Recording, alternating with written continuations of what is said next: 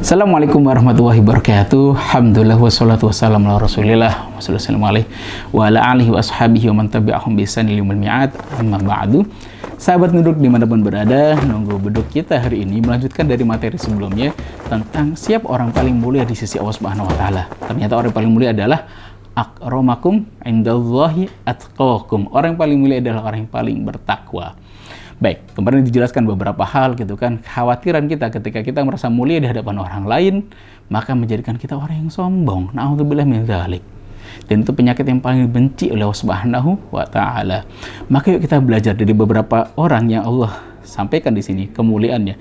Dalam Sahih Muslim dari Sa'ad bin Abi Waqqas belum menyampaikan, Rasul menyampaikan, "Innallaha yuhibbul 'abda at-taqi ala khani al-khafi." Allah mencintai ini. Base-nya adalah, dasarnya adalah cintanya Allah, ridhonya Allah, dan sudut pandang dari Allah Subhanahu wa taala. Point of view-nya adalah ketika Allah ridho, beres semua persoalan. Tapi kalau Allah nggak ridho, semua manusia ridho, nggak apa-apa. Itu nggak akan ada efeknya sama sekali. Tapi kalau sudut pandangnya Allah Subhanahu wa taala, asik pandangannya. Nah, inna Allah, sesungguhnya Allah, yuhibbu, mencintai, al-abda, seorang hamba, at-taqi, yang bertakwa, al-ghani, yang kaya. Takwa, dia hamba, takwa, kaya, dan terakhir al-khafi, yang tersembunyi. Ada orang-orang yang kita nggak tahu dia termasuk orang spesial di hadapan Allah, disembunyikan Allah Subhanahu wa taala gitu kan, al-khafi. Dan Allah menyampaikan dalam ini, innallaha yuhibbu al-abda, Rasulullah menyampaikan innallaha yuhibbu al-abda at-taqi al-ghani al-khafi. Ada beberapa sifat dari seorang hamba yang dicintai Allah Subhanahu wa taala. Satu, ketakwaannya. Kedua, kaya. Ketiga adalah al-khafi, dia tersembunyi di hadapan manusia. Maka diriwayatkan dalam riwayat Imam Bukhari mengatakan, marra rajulun ala Rasulullah sallallahu alaihi wasallam, dalam suatu ketika itu ada di masjid, seorang laki-laki datang pada Rasulullah gitu kan, mata quluna fi hadza, duduk bersama para sahabat. Rasulullah ingin mengajarkan kepada para sahabat tentang ketakwaan tadi. Lagi duduk, lagi bermajelis bersama Rasulullah, ternyata masuk seorang sahabat yang lain. Maka Rasul nanya, mata quluna fi hadza, apa pendapat kalian tentang orang ini yang barusan masuk? Mereka serempak mengatakan, qalu hariyun in khataba ayyunkah wa in syafa ayyushaffa wa in qala ayyustama. Ya Rasul, kalau yang ini datang barusan ini, wih Masya Allah ya Rasul, kalau dia ngomong ya Rasul, pasti akan didengerin. Dan ketika dia minta rekomendasi, minta syafaat, pasti akan dikasih. Ketika dia ngomong, Masya Allah, pasti akan didengarkan. Dan ketika dia berkhidbah seorang wanita, pasti akan diterima khidbahnya Rasulullah. Ini orang spesial tuh, Masya Allah. Semua sakat. Setelah itu Rasulullah diam. Terus beberapa waktu kemudian, famara rajulun minal fuqara muslimin. Lewat itu seorang duafa, seorang yang fakir di antara orang muslimin gitu kan, lewat. Rasulullah nanya, mata quluna fi hadza, apa pendapat kalian tentang sahabatmu yang barusan lewat ini? Gitu kan. Qalu, mereka berkata, hariyun in khataba alla yunkah. Ya Rasulullah, kalau yang ini ya Rasulullah, kalau dia mengkhidbah seorang akhwat atau melamar seorang akhwat, pasti ditolak ya Rasulullah gitu.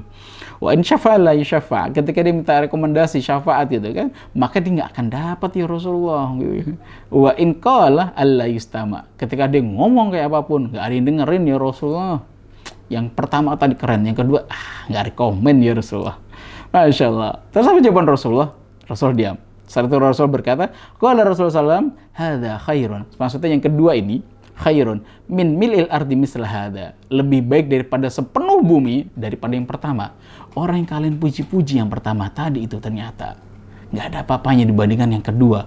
Orang yang kalian kira-kira ketika dia mau melamar anak kalian nggak akan diterima itu, ternyata khairun min mil'il ardi. Lebih baik daripada sepenuh bumi. Kalau ada laki-laki sepenuh bumi dengan jenis yang pertama tadi, itu nggak akan berimbang sama sekali dengan yang kedua, walaupun hanya satu. Ini kalau sudut pandang Allah Subhanahu wa taala, dan Allah tahu setiap getaran hati seorang hamba. Dan disitulah sudut pandangnya, Masya Allah, kemuliaan sangat mulia. Kita nggak tahu siapa di antara kita lebih mulia. Kenapa? Kalimat khafi tadi, khafi dari belajar bahasa ikhfa-nya itu tersembunyi. Dia tersembunyi, tidak tampak gitu. Maka kita juga mengenal Uwais Al-Qarni. Siapa yang tidak mengenal Uwais Al-Qarni?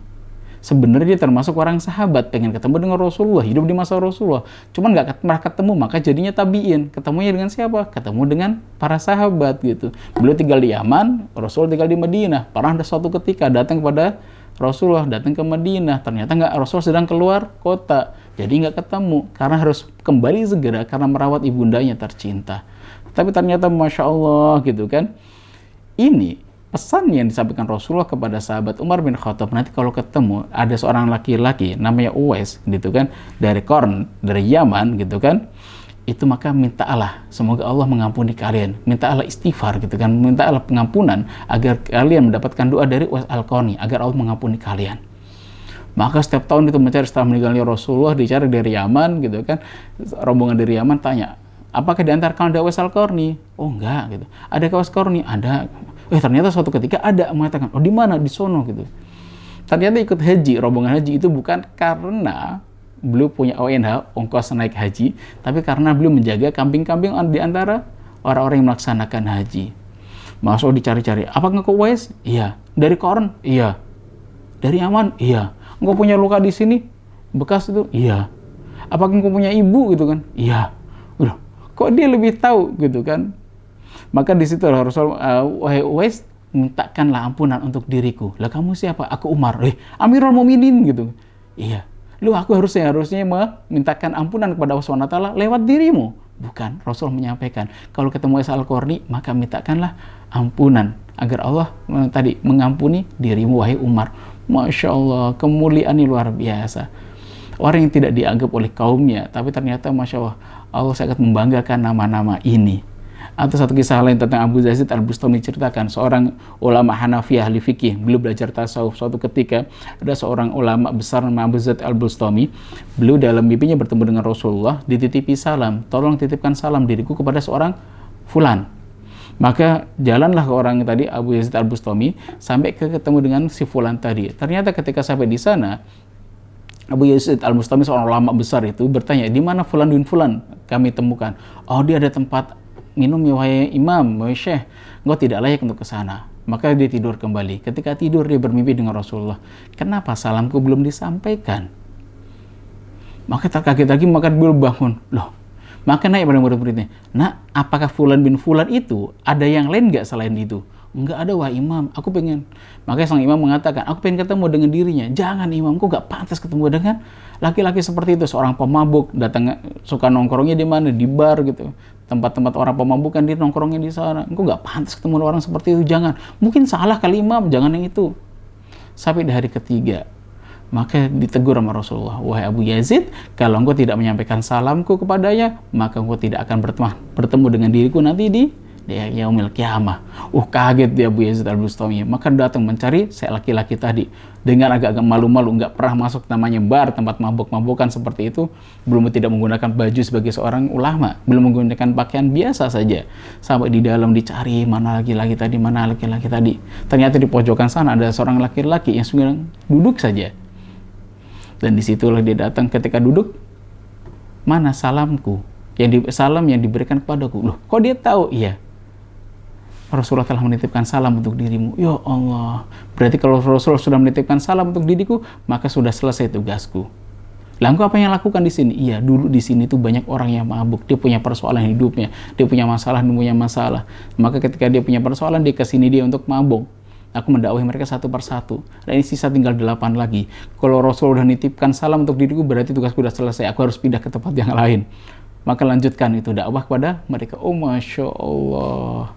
Ternyata orang yang dianggap hina di hadapan manusia, bahkan murid-muridnya, Abu Yazid Al-Bustami nggak pengen gurunya bertemu dengan laki-laki itu, ternyata dapat salam spesial dari Rasulullah. Dia duduknya bersama orang-orang jalanan, dia duduknya bersama orang-orang ahli maksiat, tapi bukan untuk bermaksiat bersama mereka, tapi untuk mendakwahi mereka, mengajak mereka dalam kebaikan, mengewongke, mendakwahi mereka. Masya Allah. Ternyata dakwahin orang-orang di masjid. Saya pernah nangis gitu kan, ketika dalam satu seminar bersama Ustaz Nasrullah, yang datang kan rata-rata berjilbab gitu kan, orang-orang kira-kira kesalahan ini sudah tampak dari wajah-wajahnya. Tapi satu ketika ada ibu-ibu gitu kan, dengan pakaian yang sangat mepet, ngapret banget gitu ya, dengan kerudung yang dililit-lilit saja gitu kan.